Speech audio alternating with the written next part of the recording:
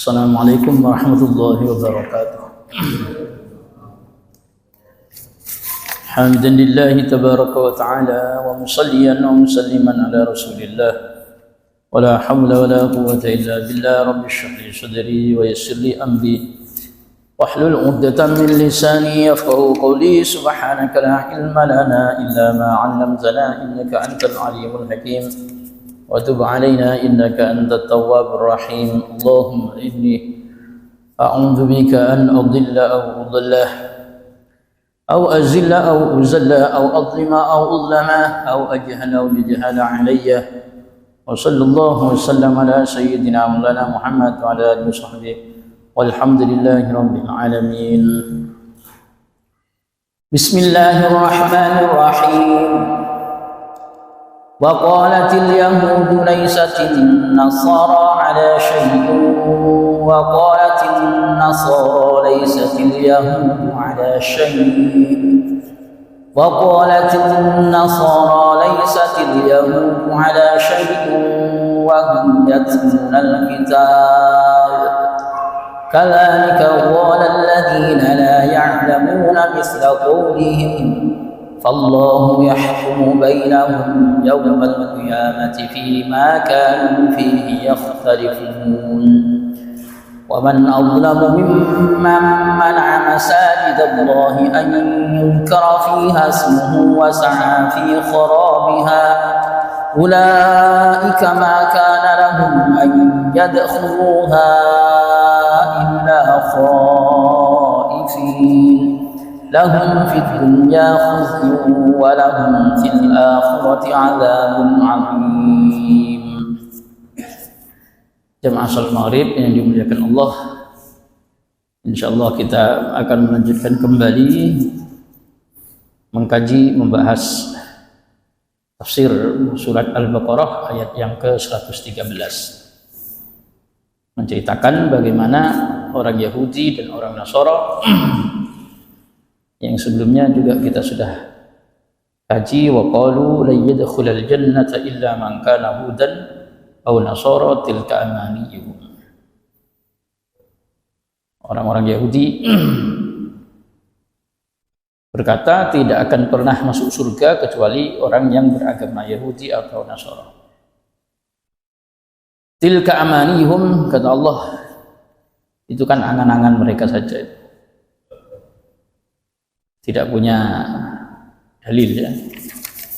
Qul hatu burhanakum in kuntum shadiqin, bilang Muhammad sama mereka, tunjukkan bukti dasarnya mereka dari mana mengatakan tidak akan ada yang bisa masuk surga kecuali orang yang beragama Yahudi dan Nasara. Gak bakalan bisa. Bala man aslama wajhahu lillahi wa muhsinun falahu ajruhu 'inda rabbih wa la khaufun 'alaihim wa la hum yahzanun. Ya, betul, ya, kalau tidak akan masuk surga betul, cuman bukan mereka. Siapa yang akan masuk surga? Man aslama wajhahu lillah. Siapa saja yang berislam, yang tunduk kepada Allah. Kemudian ditambah lagi wa huwa muhsin, orangnya melakukan kebajikan. Falahu ajruh, kalau begitu ya surga itu akan menjadi gajinya dia, menjadi pahala. Inda rabbih, di sisi Tuhannya, wala khaufun alaihim wala hum yahzanun, dan mereka tidak akan merasakan takut dengan apa yang akan terjadi, dan juga wala hum yahzanun, dan tidak akan bersedih dengan apa yang sudah terjadi, yang sudah tiada. Orang kalau Islamnya betul, tunduk kepada Allah, kemudian melakukan amal baik, amal soleh, itu jadi wali dia. Sampai Allah menyebut fala khaufun alaihim wala hum yahzanun. Tidak akan ada yang namanya rasa takut terhadap masa depan, tidak akan pernah bersedih hati dengan yang sudah terjadi. Jadi wali, ya. Ala inna awliya Allah la khaufun alaihim wa la hum yahzanun. Yang penting Islamnya betulan, tunduk kemudian lakukan muhsin, kebajikan. Kalau muhsin itu identik dengan orangnya hubungan bersama dengan makhluknya baik, senang sedekah, muhsin. Makanya di Al-Quran juga Allah menyebut wa anfiqu fi sabilillah wa la tulqu bi aydikum ila tahlukah wa ahsinu innallaha yuhibbul muhsinin. Ketika Allah berbicara berderma, kalian dermakanlah sebagian apa yang kami berikan sebagai rizki untuk kalian. Wala tulqu bi aydikum ila tahlukah, jangan kamu simpen-simpen itu harta itu. Itu berarti kamu sama menjatuhkan diri kamu dalam kebinasaan. Wahsinu, kamu harus bisa melakukan perbuatan baik. Innallaha yuhibbul muhsinin. Allah senang sama orang-orang muhsinin.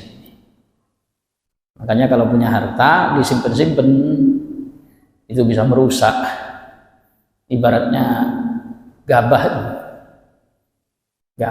beras disimpan terlalu lama, ya lama-lama banyak kutunya, rusak. Makanya kalau punya duit memang nggak boleh banyak berlama-lama untuk menyimpan, itu nanti banyak kutunya itu.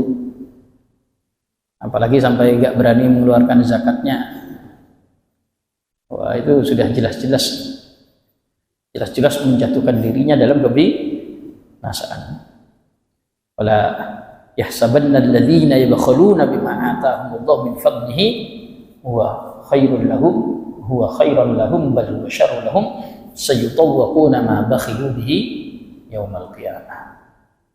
Kata Allah, jangan mengira orang yang bakhil, yang kikir dengan apa yang kami berikan itu merasa kikir itu menjadi baik. Ternyata kikir itu uangnya makin banyak. Oh, jangan bilang begitu, Allah.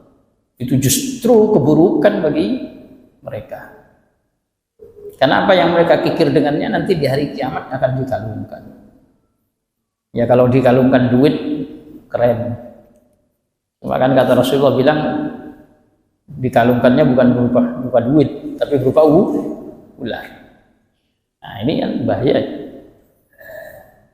Maka orang kok bisa tunduk kepada Allah, melakukan ketaatan-ketaatan, kemudian hubungan dengan makhluk juga baik.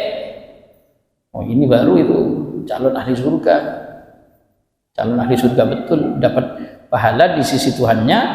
Kemudian orangnya akan diberi karunia, tidak akan mengalami, tidak akan takut dengan masa depan, dan tidak akan bersedih hati dengan yang sudah terjadi. Berarti iman sama qada qadar. Orang kalau iman dengan qadar kan enak hidupnya. Nanti ke depan gimana ya? Nah, ke depan pikir. Semuanya sudah ditentukan Allah. Kita aja lahir di sini, ya tahu-tahu lahir di Indonesia, tahu-tahu transmigrasi jauh-jauh sampai ke Batam, ke ini masih apa yang menentukan? Itu sudah qadanya Allah. Dan dalam beberapa tahun ke depan kita tidak tahu yang akan terjadi kepada kita. Jangankan tahun besok, nanti nggak tahu. Ya, apa kata takdir? Orang itu loh lahir normal, sehat, tampan, ganteng. Ketentuan Allah qada. Itu namanya qada. Tapi bisa berubah itu. Tahu-tahu naudzubillah kecelakaan. Kecelakaan fisiknya cacat.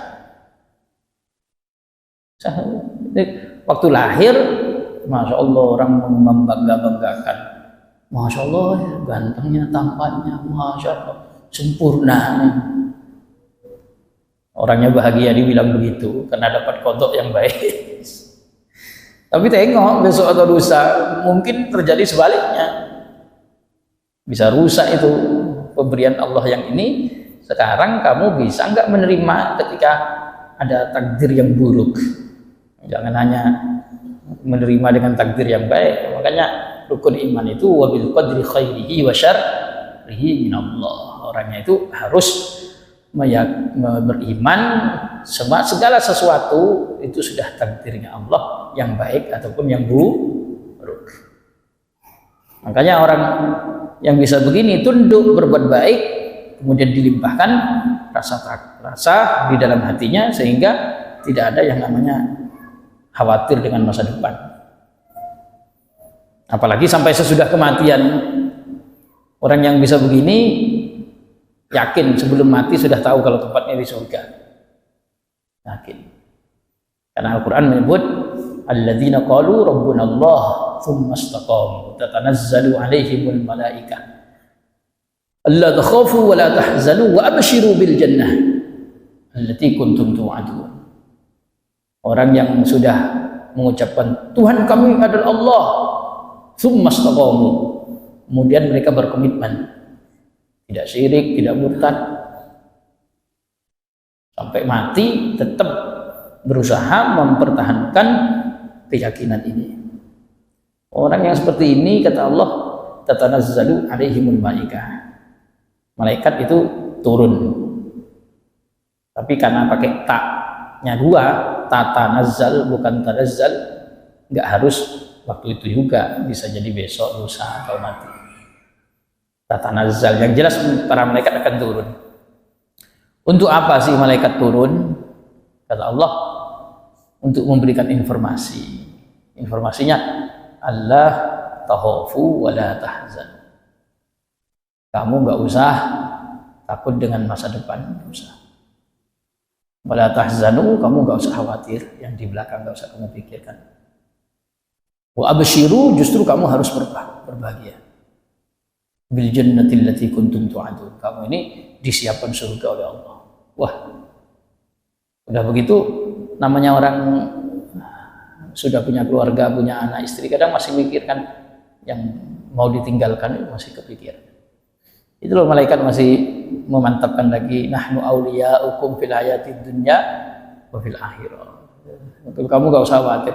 Kami loh para malaikat itu siap membela kamu yang di bagian dunianya dan di akhiratnya nanti. Dunianya tak bantu, akhiratnya juga tak bantu. Siap tak tolong. Nahnu awliya'ukum fil hayatid dunya wa fil akhirah. Walakum fiha ma tashtahi anfusukum, nanti kamu kalau sudah masuk surga, selama ini kamu menahan nafsumu, punya keinginan A, B, C sampai Z yang tidak terpenuhi, di sana nanti ada semua itu. Walakum fiha ma tad'un, bahkan yang kamu minta apa ada. Di sini kamu tahan-tahan, yang kamu tahan-tahan di situ ada. Bahkan yang kamu minta Allah siapkan. Nah, ini derajat ini hanya bisa diraih kata Allah bala man aslama wajhu lillah wa muhsin.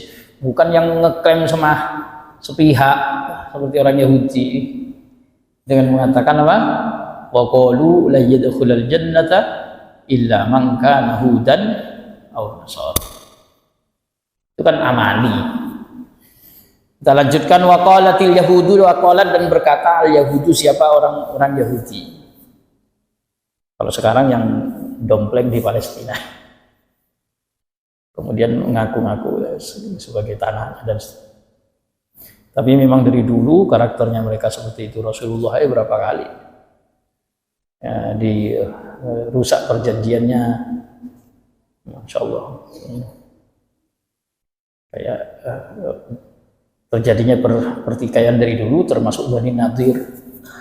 Waswatu Bani Nadir, perang Bani Nadir kan ulah mereka sendiri. Rasulullah sudah bilang kamu boleh tinggal di Madinah, suku Bani Nadir orang Yahudi, cuman yu'amminu ba'duna ba'dan.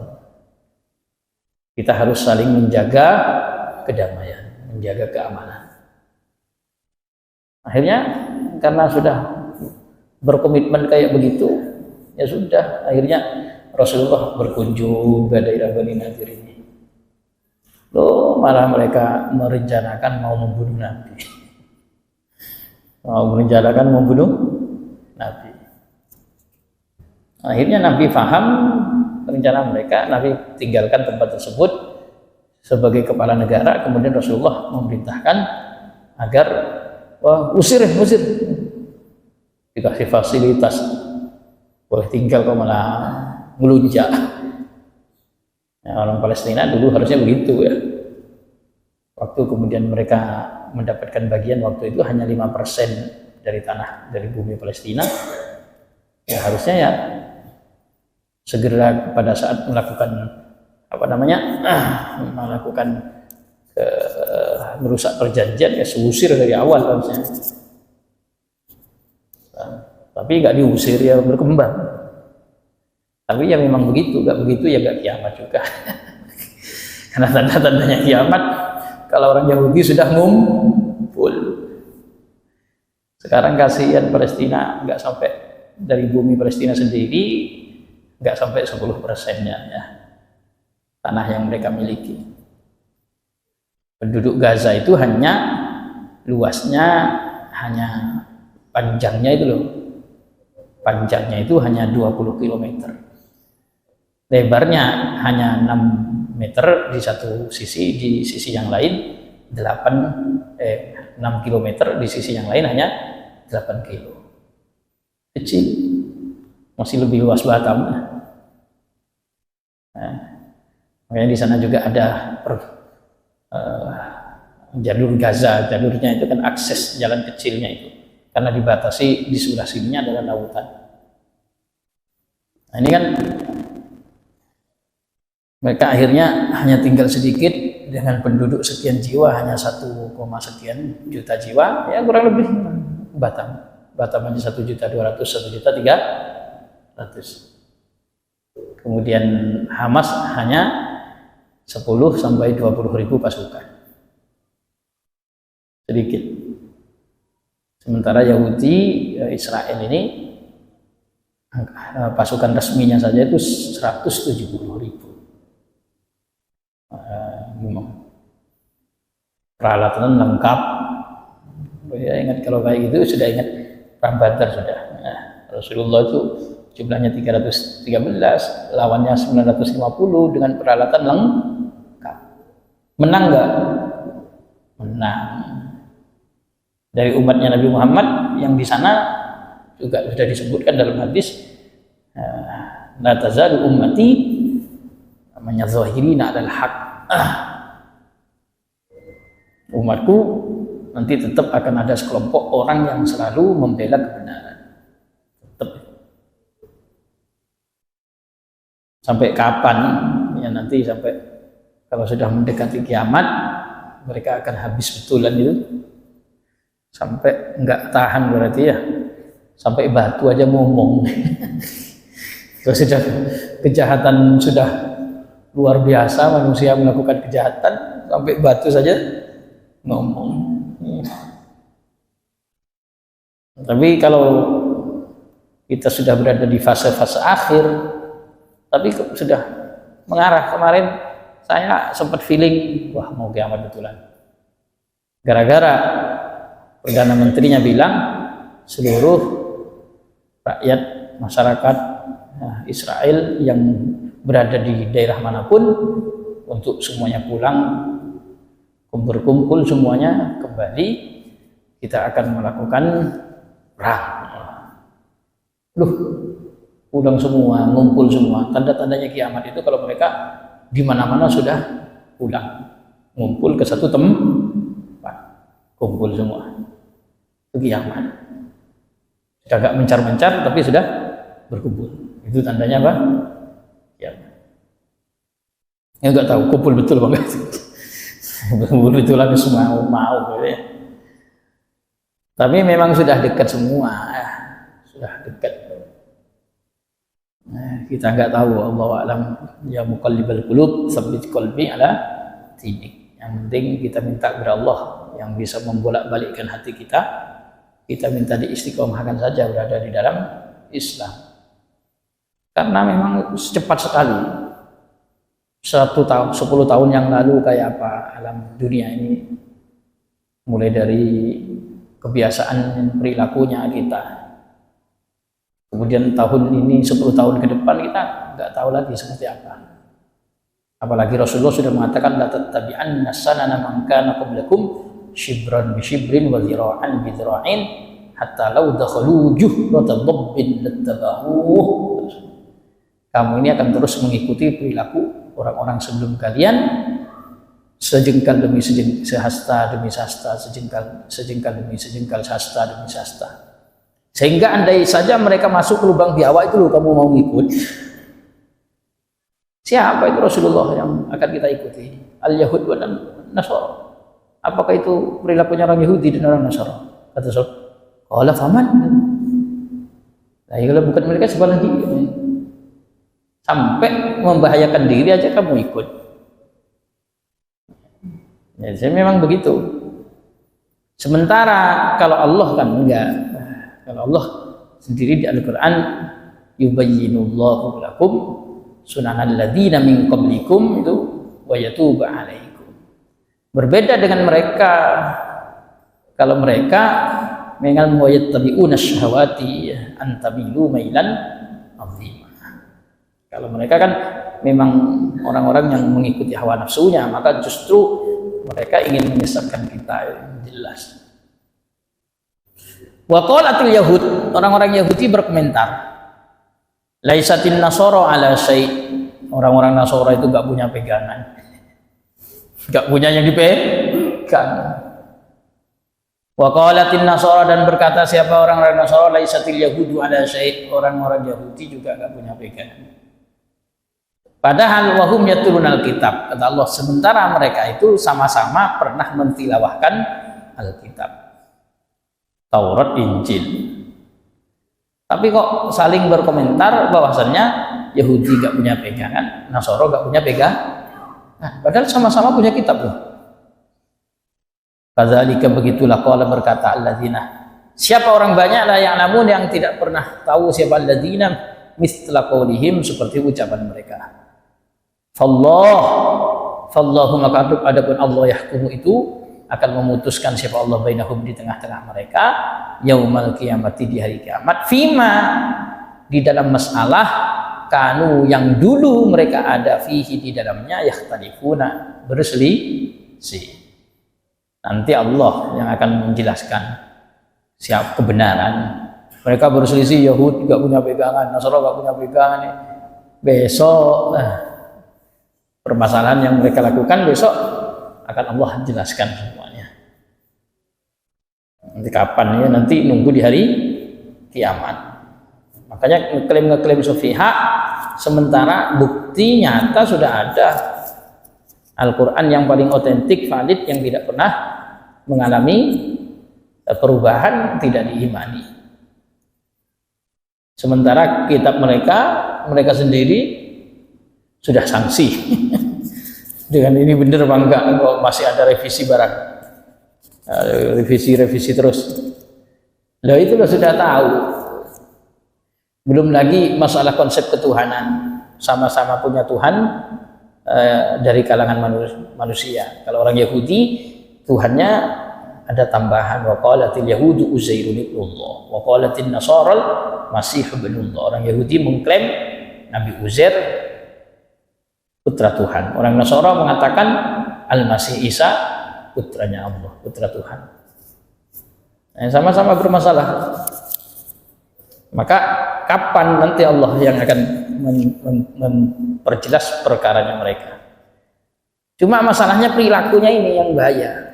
Sampai mereka mau menghancurkan masjid. Maka Allah menyebut, wa man adlamu mimman mana'a masajidallahi ayyuzkara fiha ismuhu wa sa'a fi kharabiha. Adakah orang yang lebih zalim?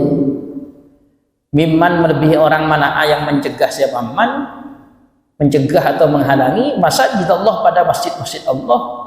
Dihalangi dari apa? Ayyuzkara, untuk disebut, fiha, di dalam masjid-masjid Allah. Siapa yang disebut? Ismuhu, namanya Allah.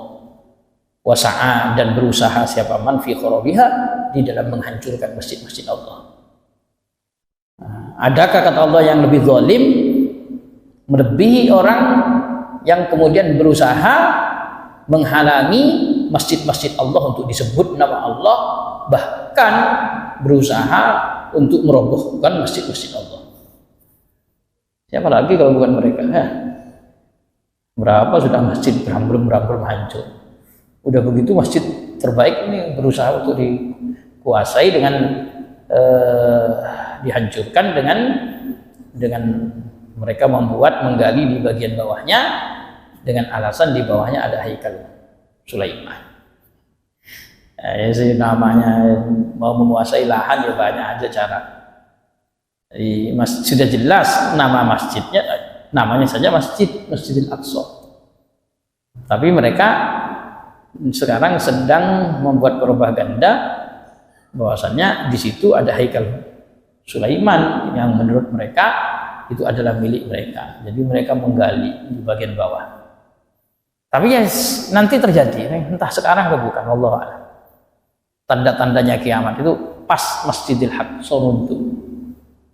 Jadi nggak lama lagi kayaknya. Masjidil Aqsa itu runtuh. Tanda kiamat.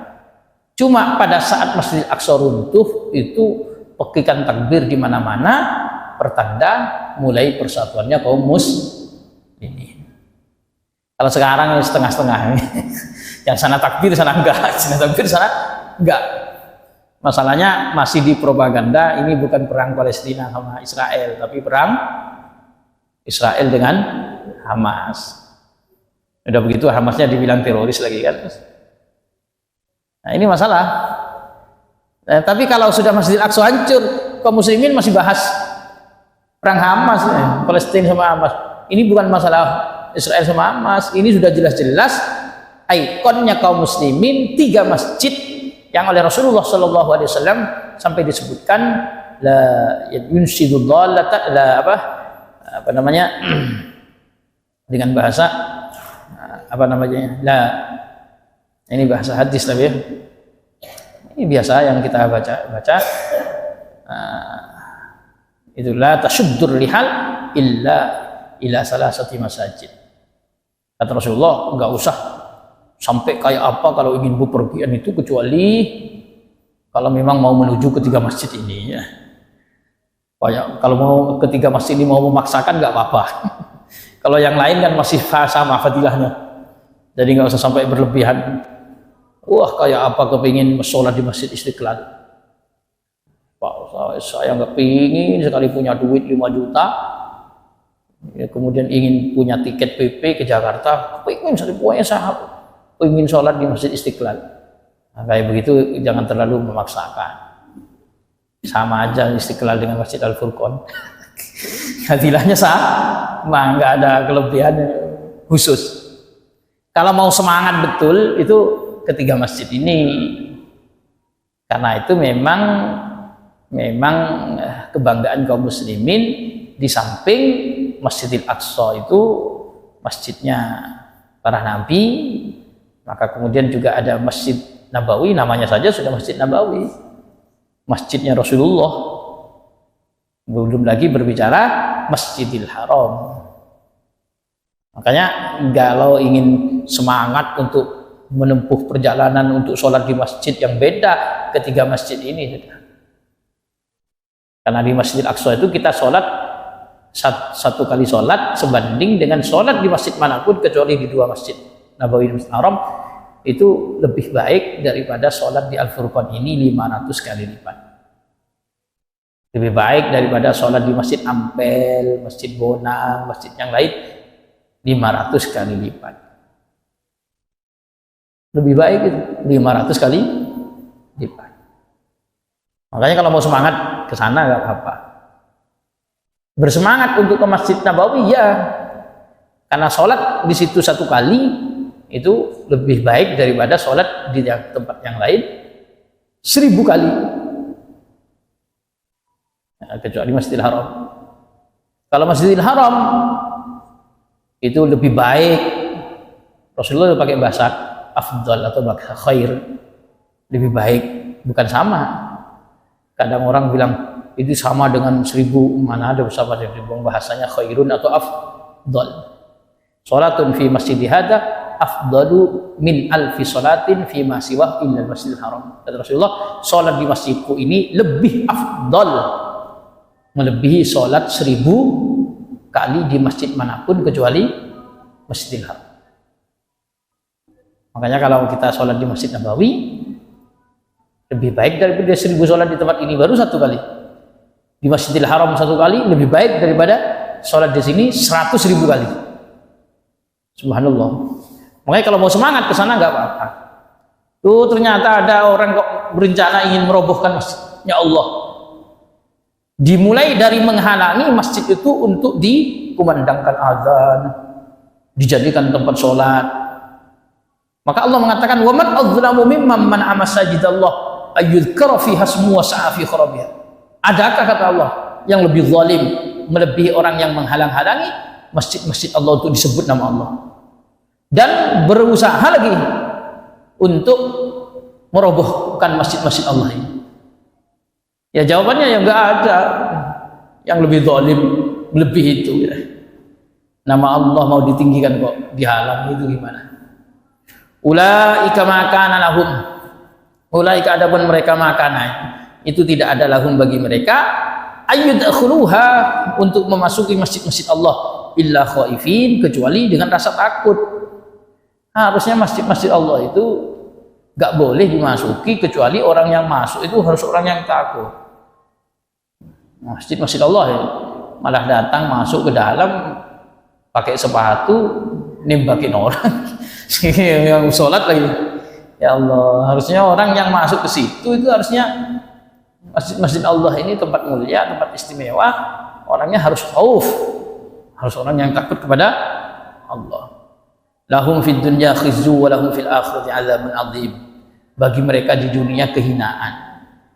Kasihan, perasaannya hebat, tapi di mana-mana dicemooh, dilaknat orang. Kan perasaannya aja hebat, tapi semua orang mencemooh. Mana melaknat, bahkan di negara-negara yang pimpinan negaranya pun itu membantu ya, mencemoohnya juga. Di dunia dihinakan orang lain. Belum lagi walahum fil akhirati adzabun azim, dan bagi mereka di negeri akhirat azabun, adapun siksa azimun yang besar, yang agung kata Allah. Kenapa? Terlalu masjid Allah kemudian. Nah ini di sisi lain kita juga sama ya. Memang ini kaitannya dengan orang Yahudi. Kaitannya dengan orang Yahudi. Masya Allah ya. Idza ra'aitum ar-rajul ya'tadul masajid fasyhadu lahu bil iman. Innama ya'muru masajidallah man amana billah. Ya, di dalam ayat-ayat yang lain disebutkan ya, kalau ada orang memakmurkan masjid-masjid Allah itu tandanya kan iman. Saksikan itu orang iman. Yang nomor 2, ingat loh ya, memakmurkan ya, tadul masajid itu membiasakan ke masjid-masjid itu untuk memakmurkan, menghidupkan zikir dan seterusnya. Bukan hanya sholat. Karena masjid itu innama ya'muru masajidallah man amana billahi wal yawmil akhir. Yang bisa memakmurkan masjid Allah itu adalah orang apa? Yang beriman kepada Allah dan hari akhir. Kadang kita ini masih kurang tanggung. Memakmurkan masjid dikira hanya untuk sholat 5 waktu tok. Tengok kalau masjid makmur, nggak tahu saya gimana ya. Batam ini sudah hebat kalau dibandingkan dengan daerah lain. Banyak orang komentar begitu. Hampir masjid di Batam, dai-dai dari luar tuh kalau masuk ke Batam itu senang karena apa? Masjid-masjid penuh. Tapi jenengan kok habis umroh atau habis haji, kemudian masuk ke masjid, lemas rasanya. Kita terbiasa masjid itu rame kayak begitu, jamaah rame di mana-mana, rame, tahu-tahu kok masjid nengok kok ada yang kosong, ada yang itu masih lemas. Bagaimana yang masjid cuma yang azan yang itu, imamnya juga itu juga, ya, yang sholatnya juga cuma itu.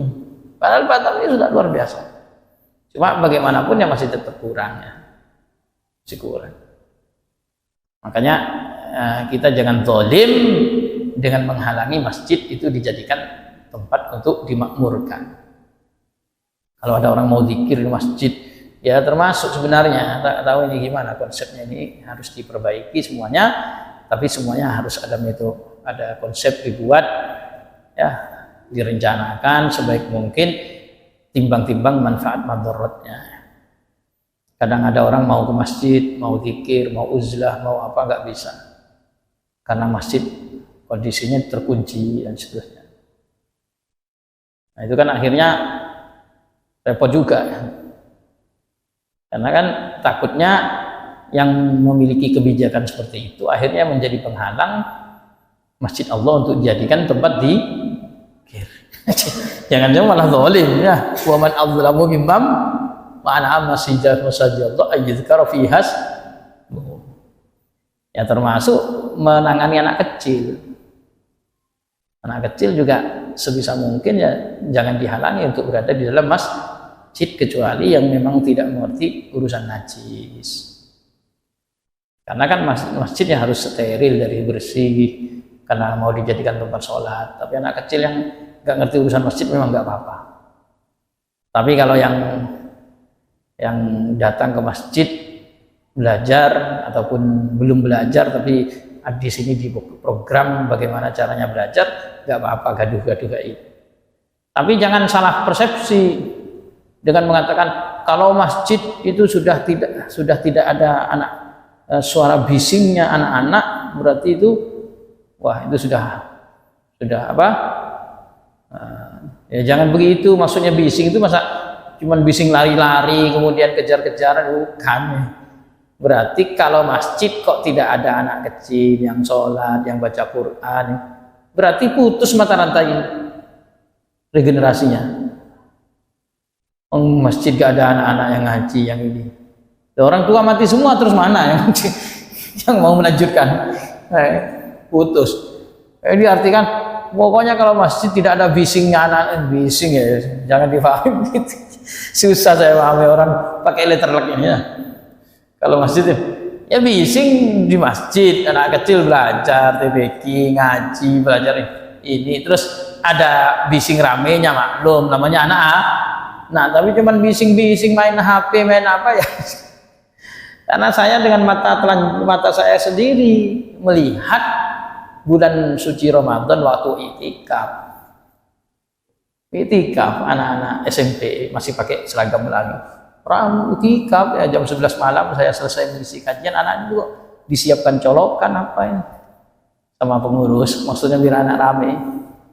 Ya Allah, ngumpul semua, tak tengok kan main HP semua. Duh, maaf Pak, lumayan lah kalau yang main game, lumayan meskipun tidak itu loh, yang SMP pakai seragam Melayu. Apa yang ditengok? Wanita-wanita yang tidak berbusana, perempuan tidak berbusana, ditontonnya di dalam masjid.